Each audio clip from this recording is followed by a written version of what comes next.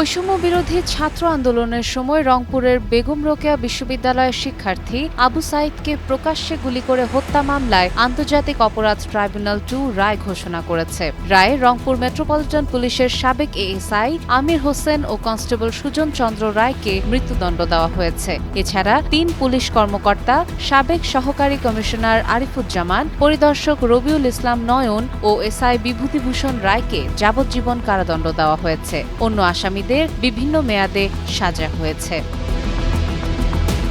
বৃহস্পতিবার দুপুরে বিচারপতি নজরুল ইসলাম চৌধুরীর নেতৃত্বাধীন 3 সদস্যের ট্রাইব্যুনাল এ রায় দেন। একই রায়ে বেগম রোকেয়া বিশ্ববিদ্যালয়ের 2 শিক্ষক ও ছাত্রলীগের কয়েক নেতাকেও বিভিন্ন মেয়াদে কারাদণ্ড দেওয়া হয়েছে। রায় ঘোষণার পর মৃত্যুদণ্ডপ্রাপ্ত আসামি আমির হোসেন জয় বাংলা স্লোগান দিয়ে বলেন, আমি পুলিশের চাকরি করি, হুকুমের গোলাম। আমাকে কেন মৃত্যুদণ্ড দেওয়া হয়েছে? আমার সঙ্গে অন্যায় করা হয়েছে। আমি এ রায় মানি না।